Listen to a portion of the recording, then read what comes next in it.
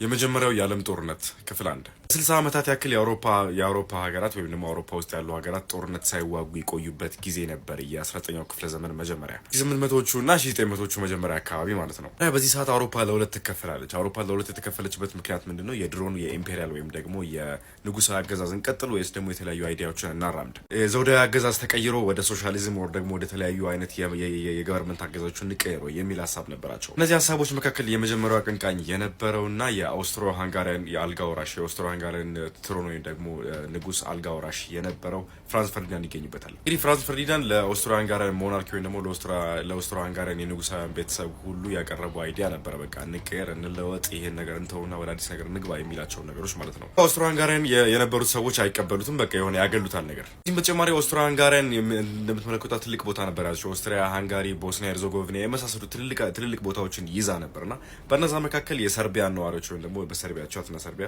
የሰርቢያ ነዋሪዎች በጣም እንጨቆናለን ብለው ያስቡ ነበር። በኦስትሮ ሃንጋሪያን ገቨርንመንት አገዛዝ ማለት ነው። ብላክ ሃንድ ወይም ደግሞ ጥቁሩ እጅ የሚባል ሙቭመንት ነበራቸው ሰርቢያውያን፣ በኦስትሮ ሃንጋሪያን ክልል ውስጥ የሚኖሩ ሰርቢያውያን ማለት ነው። ታዲያ ጁን 28 1914 ዓ.ም የኦስትሪያውን አርችዱክ ወይም ደግሞ አልጋ ወራሽ የሆነው ፍራንስ ፈርዲናንድ ኮንትሮልድ በሆነችው ቦስኒያ ሄርዞጎቪና ይሄዳል ለጉብኝት። ቢነገረውም ብላክ ሃንድ የሚባሉት ሙቭመንት የሚያራምዱት ሰዎች እዛ ከተማ አሉ የሚባሉ ነገር ቢነገረውም በቃ ይሄን ነገር ችላ ማለት ነበር ቦስኒያን ለመጎብኘት ሄደው። ነገር ግን ጁን 28 ማለት የሰርቢያዎች የሚያከብሩት ክብረ በዓል ነው። ኦቶማን ቱርኮችን ያሸነፉበት በ1389 ዓ.ም ጦርነት ያሸነፉበት የክብረ በዓላቸው ነበር። ታዲያ በዚህ ጊዜ የብላክ ሃንድ ሙቭመንት የሚያራምዱት የተለያዩ ሰዎች በቃ ያስባሉ፣ ለምን አንገለውም፣ በቃ በዚህ ቀናችን መጥቶልን ለምን አንገለውም የሚል ሀሳብ ብሩ ያደርጋሉ። ላይ ፍራንስ ፈርዲናንድ በክፍት መኪና ህዝቦቹን ሰላም እያለ በሚንቀሳቀስበት ሰዓት ላይ አንድ ቦምብ ይወረወርበታል። ይህ ቦምብ ሲወረወር ግን የመኪናው ሹፌር ቦምቧን ይመለከታትና ፈጥኖ ስፒድ በመጨመር ቦምቧን ወደ ኋላ እንድትፈነዳ ያደርጋታል። ጥሏት ሄደው ማለት ነው። በቃ ጉብኝት ይበቃል፣ ወደ ፓላሳችን ወይም ደግሞ ወደ መኖሪያቸው ወደምናርፍበት ቦታ እንመለስ በማለት የተመለሱ በነበረበት ሰዓት ላይ ባልታሰበ ሁኔታ አውቆ ይሁን ወይ ደግሞ ተሳስቶ የሚታወቅ ነገር የለም፣ መንገድ ይቀይራል። በሌላ መንገድ ለመሄድ ያስባል። ያኔ ጋቭሪሎ ፕሪንሲፕ የተባለ ሰርቢያዊ ወጣት የብላክ ሃንድ ሙቭመንት ወይም ብላክ ሃንድ የሚባሉት ግሩፖች አባል የነበረ ወጣት ፍራንስ ፈርዲናንድ በመንገዱ ሲያልፍ ይመለከተዋል። ጊዜውን አላጠፋም።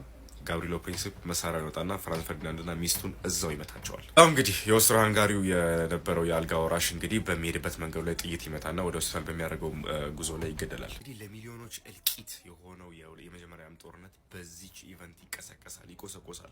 እንደነገርኳቸው አውሮፓ እርስ በርስ ሳይጋጩ 60 ዓመት አካባቢ ቆይተው ነበርና በዚች 60 ዓመት ውስጥ የተለያዩ የጦርነት አድቫንስመንቶች እያካሄዱ ነበር የአውሮፓ አባል ሀገሮች። እዚህ መካከል ካይዘር ዊልሄልም ሰከንድ የሚባለው የጀርመን ኤምፐረር ነበር አንደኛው። ካይዘር ዊልሄልም በመሰላችሁ የሚያስበው በቃ ጀርመንን ሱፔሪየር ማድረግ ነው፣ በኢኮኖሚ ሆነ በሚሊተሪ ጀርመንን ሱፔሪየር ማድረግ ነው የሚያስበው። ከዛም ደግሞ የኦስትሮ ሃንጋሪ በጣም ክሎዝ አላይ ነበር፣ በጣም የክሎዝ በቃ ጓደኛቸው ነበረ። የዚህን ጊዜ ኦስትሮ ሃንጋሪ መንግስትን ድጋፍ ይሰጣል። የፈለጋችሁ ነገር ብትወስኑ ጀርመን ከእናንተ ጎን ነች ይላቸዋል። ጀርመኑ ኤምፐረር ሀሳብ ግን ምንድነው? ኦስትሮ ሃንጋሪ መደገፍ ሳይሆን ከሰርቢያ ጋር ጸብ ፈጥሮ በሰርቢያ በኩል ደግሞ የምትመጣውን ሰርቢያን ለመደገፍ የምትመጣውን ሩሲያን ደግሞ በጦርነት መግጠም ነበር ዋነኛ ዓላማ። ሩሲያ በወቅቱ ከ5.7 ሚሊዮን በላይ ወታደሮች እንዳሏት ይነገራል። ግን እነዚህ ወታደሮች በሞደርን እንትናቸው አድቫንስ ያልሆኑ ስለሆኑ በቀላሉ እናሸንፋቸዋለን የሚል ሀሳብ ነበራቸው ጀርመኖች። ከዛ ጁላይ 23 1914 ዓ.ም ኦስትሮ ሃንጋሪዎች ለሰርቢያዎች አንድ ደብዳቤ ይልኩላቸዋል። ይህ ደብዳቤ ምንድነው? አልቲሜተም ነበረ፣ በቃ የግዴታ ደብዳቤ ማለት ነው። ኦስትሮ ሃንጋሪ ለሰርቢያዎች የሰጡት አልቲሜተም 6 ፖይንቶች ነበሩ። አልቲሜተም ውስጥ ያሉት ነገሮች ምንኛ መሰላችሁ? ዋናዎቹ ሰርቢያ ከናሽናሊስት ሙቭመንት ራሷ እንድታወጣ፣ የፍራንስ ፈርዲናንድን ግድያ ኢንቨስቲጌት እንድታደርግ፣ በተጨማሪ ደግሞ ብላክ ሃንድ የሚባሉትን አማጺዎች ሰርቢያዎች ራሳቸው ክላምፕ እንዲያደርጓቸው ወይም ደግሞ እንዲጨቁናቸው የሚያዝ ነበረ። በጭቆና ውስጥ መካከል ደግሞ ጭቆናውን የሚያካሂዱበት ሰዓት ላይ ደግሞ ኢንቨስቲጌሽኑን የኦስትሮ ሃንጋሪያን ኦፊሻሎች ወይም ደግሞ የኦስትሮ ሃንጋሪያን ባለስልጣኖች እንዲቆጣጠሩት ነበረ የሚናገረው። ስለዚህ ሰርቢያ በቃ አማራጭ የለኝም በማለት ለሁሉም ፖይንቶች ተስማማና አንድ ፖይንት ታስወጣለች። ያቺ ፖይንት ምንድነች? የኦስትሮ ሃንጋሪያን ኦፊሻሎች መጥተው ሰርቢያ ውስጥ ቁጥጥር እንዲያደርጉ ማለት ነው። ኦስትሮ ሃንጋሪዎች ታዲያ አንድ ፖይንት ሪጀክት አድርገሻል በሚል ከ5 ቀናት በኋላ በጁላይ 28 1914 ዓ.ም ኦፊሻሊ ሰርቢያን ይወራሉ። እዚህ ጊዜ ጀርመኖች ሩሲያ ወደ ሰርቢያ ጦሯን ሞቢላይዝ በምታደርግበት ሰዓት ላይ ወደ በቃ የኦስትሮ ሃንጋሪ ደጋፊ አይደሉ ሩሲያ ላይ ጦርነት ያውጃሉ።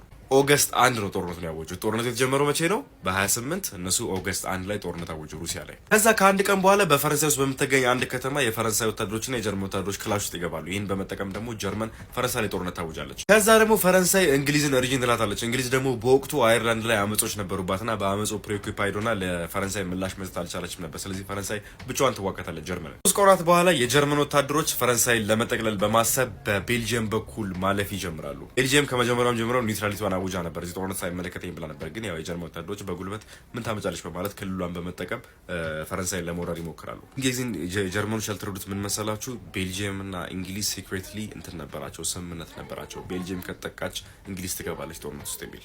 ኦገስት 4 እንግሊዝ ጀርመን እና ኦስትሮ ሃንጋሪ ላይ ጦርነት አውጃ ወደ ጦርነቱ ትቀላቀላለች። ኦገስት 7 1914 ዓ.ም የእንግሊዝ ወታደሮች ኤክስፓት ወታደሮች ከተለያዩ ኮሎኒዎች የሰበሰበቻቸው ወታደሮች ኦገስት 7 ላይ በፈረንሳይ አርፈው ቤልጅየም እና ፈረንሳይ ላይ ያለውን የጀርመን ወታደሮች ጦርነት ይገጥማሉ። እዚህን ጊዜ የጀርመኑ ቻንስለር ምን አድርጓል መሰላችሁ? የጀርመኑ መሪ ምን አድርጓል መሰላችሁ? በሲክሬት በድብቅ ከኦቶማን ኢምፓየር ወይ ደግሞ ከኦቶማን ቱርክ በአሁኑ ሰዓት ቱርክ ከምትባለው ኦቶማን ጋር ስምምነት አድርጎ ነበር ወደ ጦርነቱ ለማስገባት። ከዛ ኦቶማን ቱርኮች ኦክቶበር 28 1914 ዓ.ም ሩሲያን ያጠቃሉ። ከዛ ኖቬምበር 4 1914 ዓ.ም እንግሊዝ፣ ፈረንሳይ፣ ሩሲያ በመሆን ኦቶማን ቱርክ ላይ ጦርነት ያውጃሉ። ሳይድ ተፈጠረ ማለት ነው። በዚህኛው ሳይድ እንግሊዝ፣ ፈረንሳይና ሩሲያ፣ ከዛ በዚህኛው ሳይድ ደግሞ ጀርመን፣ ኦቶማን ቱርክና ኦስትሮ ሃንጋሪ። በጥቂት ቀናት ውስጥ አውሮፓ ድብልቅልቅ ያለ ጦርነት ውስጥ ገባች ማለት ነው። በቃ እርስ በርስ በመደጋገፍ ጦርነት ሲተዋወጁ። ፓርቱ ደግሞ ይቀጥላል።